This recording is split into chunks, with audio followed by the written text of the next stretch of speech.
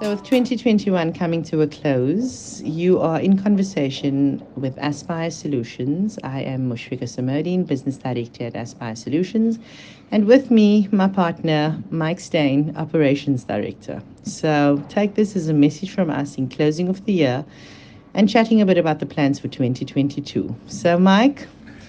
Yeah, 2021. It was interesting year, full year, a difficult year. I think everyone globally, obviously, COVID has made it difficult for everybody. From a business perspective, we've been very busy, which we are very grateful and blessed about.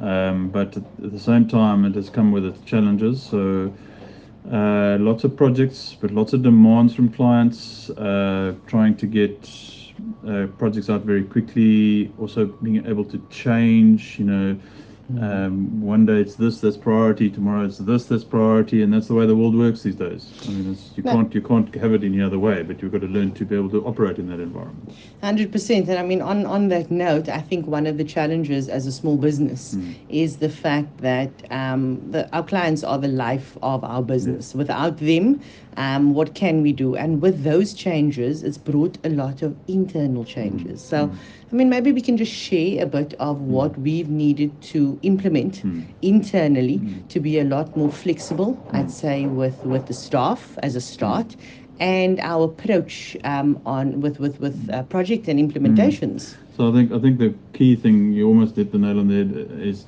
the balance between flexibility and agility versus having structure. And I think structure, templated approaches, you've got to find that balance. I mean, we even said it, with having somebody in looking over our shoulders for Rosa, who joined us, looking over our shoulders to ensure that whilst we may be moving at 1,000,000 miles an hour and trying to get tech out, that we are making sure that we are following through on all governance and record keeping in all terms of that. And we've introduced, even within the context of that, is don't let it become a bureaucratic burden. Make it do what it needs to do, but make it dynamic. So we've introduced the concept of dynamic governance this year, which ties in. If you've got dynamic operational outcomes, the rest of the business needs to be dynamic, which means that you can do dynamic structure without getting too rigid and too bogged down in bureaucracy. And we work with clients that are bogged down in bureaucracy. No, for sure. So, I mean, we've needed to streamline internally a process to stay on the move and then also keep in check what it is that we're doing for clients and basically trying to keep ahead of it constantly, which is difficult because I think one of the most frequently used words on anything that we've received has been on a knee-jerk basis. So if you look at knee-jerk and tying it into our dynamic structure that we've recently tried to implement on both sides, it's been a bit of a mind shift all around. Firstly, we needed to try and get more flexible with working hours and priorities, but it's quite difficult to do that when there's a constant push from clients. And also, I think the last part that's always good to mention within the Aspire space is maintain our culture and our values. So there's been a very fine line on defining that. You're right, and the thing is, when it comes to collaboration, I mean, on any level, so whether it's on a project level, on a company level, it boils down to simple things like list keeping and knowing where the things are, knowing what I must action next, but at the same time, not having those things, spend half your day doing list keeping. You've got to get on and do the work. So it's finding quick ways, and from a culture perspective, we love the mini iterations. We love the mini meetings to kind of flesh out something and then get something, a new priority. Don't worry about this. Just need to get this done. But you've got to do it in a structured manner. You can't have that agile, quick approach, which the clients love, because it means that, whatever priority they throw at us, we're not turning around saying, okay, guys, wait, but that's going to have to wait 3 months. We are able to service it, but we have to do it in a manner that is structured. So agile, quick change, call it mini sprints, mini little loops, but at the same time, communication, collaboration in an agile fashion that is structured. Would you agree that, I mean, for us to be able to define this was based on outcomes on the pressure on the staff and trying to also find the balance on their needs and life changes or circumstances. With, I mean, if you look at the beginning of the year where kids were at home and we needed to balance that. Um, that mind shift with them, what would you say was the clear indicators that we needed to actually ensure that we implemented something internally to allow us to balance not just our work effort and maintain our values as a company, but to maintain our staff's well-being? Yeah. Because I found that was one of our most difficult Yeah. challenges. So the thing is that, I mean, we've never been a company that does punch in, punch out clock watching. Okay, so that's from, I think, and that stood us in good stead going into for COVID. sure, You know, we, yes. we have responsible staff. We know that if they're sitting at home, the work effort is there. You know, I've always maintained, you know, somebody can sit and pretend to work for 8 hours, or you can do 3 hours of incredible work where somebody else would take 16 hours. You know, the question is who's you know, where's the higher value? So I think that we went into it with the right staff complement and the sort of right mental approach to it. What we did find is that staff did have new responsibilities and priorities in terms of their days. But again, because of the flexibility, we could work it. I think the one thing that we did find challenging, and I think that remains a constant making sure, and that's why I think the staff like coming back in again, is when we were all at a distance, I think that we do find it harder to constantly communicate. It's slower in terms of communication rather than, you know, pulling guys into a boardroom and whiteboarding something or talking about it quickly in a little group. And the outcome of that is, because it's slower, your outcomes are slow. It sounds counterintuitive, you know, everyone's working nicely at home, but your outcomes are slightly slower, which means that the pressure on the deadlines gets higher. So there was times, especially in the beginning, where we either felt slightly frustrated because things were taking longer than when we were in the office, or there would be one or two staff members where we just didn't have the time to get around to checking on them all the time, and they probably, you know, kind of felt a little bit what's the word, kind of left out or neglected. So it's not in our culture. I don't think it's ideal to be on, definitely not full time. I mean, I know IT companies where they're just never going to open their doors again, ever, and they're very comfortable with, you get your work packet, you work at home, you get your work packet, you work at home, and that's the way they're going to operate for the rest of the time.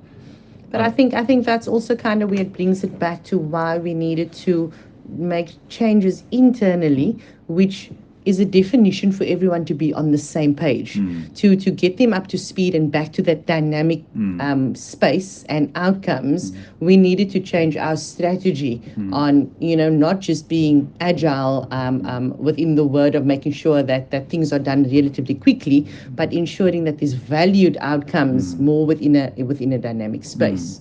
So, I mean, on covering those three elements, what would you say was the biggest wins for 2021 for us? Our projects are also not 3-month projects. That's the other thing. So we know also our relationships with our clients are long-standing relationships. We know that some of the problems that we've been trying to sort out for them, you know, the foundations of those problems have taken years to get into place. Okay, I think the biggest thing that I'm seeing in 2021 is the real materialization of almost sound integrated enterprise systems for our clients based on proper foundations that have been put in. And we've walked that journey with our clients from the start to the end, and we're now at the point where a lot of those things are bearing a lot of fruit, and from an integrated perspective. So we would have had technology interventions on a specific item, but we're now finding that those things are starting to integrate. So we've got the blueprint in place for large enterprise clients or large government clients to say this is possible. You know, don't be siloed. Don't capture things 5 times. Don't have repeated. You know, those kind of integrated systems is a reality, but it's a journey, and you've got to work hard at it. And if you ignore the foundations, you're in trouble. If you ignore the strategy at the top, you're in trouble.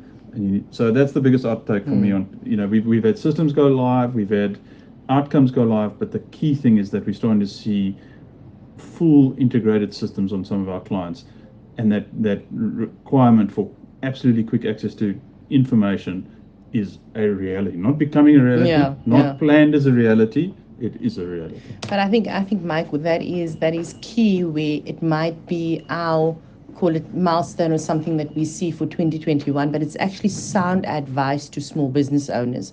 As we know, with COVID over the last 2 years, people have put their feet into the entrepreneurial space where, as you know, there are other software houses or specialist companies that have closed down, and people needed to kind of grow their own. So that frustration within that first 2 years, I think that's where, and I'm probably going to use the word specialist for the next year or two, and I'll obviously share why shortly. But it gets you into a space where when you fail and try again, that consistently on keep going is where Aspire is definitely laying the foundation for others to see us as that pioneers with as a small business in IT, that by hook or by crook we still went along where, and we are at a point with 2021 we can say that blueprint is now defined. We know what we started off, I'd say, with, you know, what's for the little they always use the terminology of low hanging fruits for us to get in and kind of prove ourselves. But now we are in the space of saying enterprise wide we actually add value to an organization. Absolutely, and I think the advice to small startups and companies. I mean, if you're building product, that's different. You know, you've got something. It's the next big thing. That's fine. But if you're a service-driven IT firm, find your speciality, find your groove, and pin it to the mast. And it doesn't matter what anyone says to you on the edges. I mean, the thing is that there's a million voices, and there's big companies, and that'll tell you the way you're doing things is not right, and you pin your speciality to the mast and you push that as hard as you can, and you believe in it year in and year out. And I promise you, the first 3 years you might have some doubts on it, or 2 years, but if you follow that path, you will end up where you want to be. You know, and you may take some jinks and jives on the way, but if you pin your colors to the mast and say that's my specialty, that's what I believe differentiates the way we do business. And I think Aspire has done that very successfully. It's over years said that's what we do, that's what we stand for, and we carry on doing it, and it has materialized. No, 100%. And I mean, that brings us into the next part of where I alluded to on 2022. So, Mike, I'm not too sure if you actually know this because I know you don't keep track on time, but Aspire Solutions in 2022 will be 18 years old. And it's definitely something to be proud of. So what you're saying is it can vote for the 100%. No, but that's, I mean, that it is almost, the analogy is not wrong, because it is almost like taking a baby, and the first 5 years that thing's useless. Yeah, you know, sure. and you've got to look after it every step of the way, and you've got to make sure it doesn't fall, and you've got to make sure that, you know, you've got to clean it and do all that stuff. And then it becomes a teenager, and the teenager kind of knows what it wants to do, but it's also full of nonsense. Because they're finding their personality, finding their niche. finding their way. They're trying to figure out, you know, what works, what doesn't work. Sometimes they do stupid things, and these are journeys that this company's been through. 100%. You know? And then at some point you start becoming a young adult, and when you become a young adult, you finally realize what all the things are, and you've done the hard yards to get to the point where you understand where you're going. Yes, no, for sure. And you're growing into adulthood. So with a bit of luck, we'll end up, you know, being a 70-year-old company that retires. But the point is, you and it doesn't. You've got to go through that time. You cannot fast forward that. You can't accelerate that time. You know, you've got to go through the tough times. You've got to go through the difficult times to figure out where you're going. So, and we're a young adult company now. So no, for sure. And got there through the path. So generally, when you have a young adult, there's always another sibling that comes along. And I mean, I think in my space, it's definitely what's on the cards for 2022 is Aspire Technologies being the sister company that's more product focused. And we will be sharing a bit more information about that. But I mean, from your side, you've also had lessons in another infant, and that's your Aspire Academy. Well, if I may comment on both, I think again, these things, you know, siblings happen because, you know, you want to give your brother a sister, or you want to give your sister brother, and Aspire Technologies has not just happened as a whim. It's happened because Aspire Solutions has been creating tech products, but not really knowing what to do with it other than the once-offs for clients. So, you know, this is an opportunity to take that and actually apply it somewhere else. So that's Aspire Technologies. And then the same thing with the Academy. I mean, the Academy is not a nice to have. The Academy is an imperative for the success of Aspire Solutions, because what it does is it allows us to fast track resources, especially technical resources, software development resources, that we need within Aspire Solutions and Aspire Technologies. No, for sure. So it provides a conduit for us to get these guys productive as quickly as possible. And it's a win-win situation because from a company perspective, we get their value much quicker because they get productive much quicker.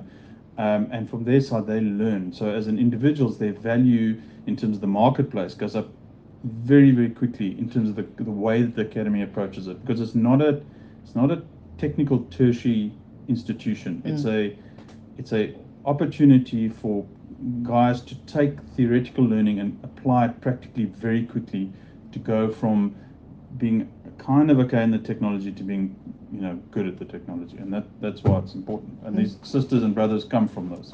No, 100%. So, I mean, 2021 has been amazing. It's been a hard year. It's been full of lessons. And from myself, all I can say is that we look forward to 2022. I think the one thing that we've really become accustomed to is the fact that the target changes all the time, but we need to understand and assess or kind of reassess where we are as a company, see the value and the benefits out of learnings, like we've needed to change the call it the institutional value chain, and we needed to quickly make decisions on how we remain operational and functional. And I mean, I think from your side, what you're saying on the academy is awesome. Well, and I agree. I think the thing is, everyone's tired. Minds are tired, and a refreshing break, and then into the new year. And I think the comment is, again, the continued learning, and it again is the analogy of the young adult. A young adult doesn't stop learning. You learn until you. So this company will continue to evolve, continue to learn, continue to refine the way we do things with the core values that we've got that carry us through. So, and that speaks to the partnership that you and I have. It speaks to what we do in terms of the staff, and that'll always be there. But in terms of learnings and new journeys, always. 2022 is going to be just as interesting as the last year. So on behalf of Aspire Solutions, we can only wish you all the best for 2022. Reflect on 2021 and make it your own. Yeah, and all the best for festive season, and safe travels if you are traveling.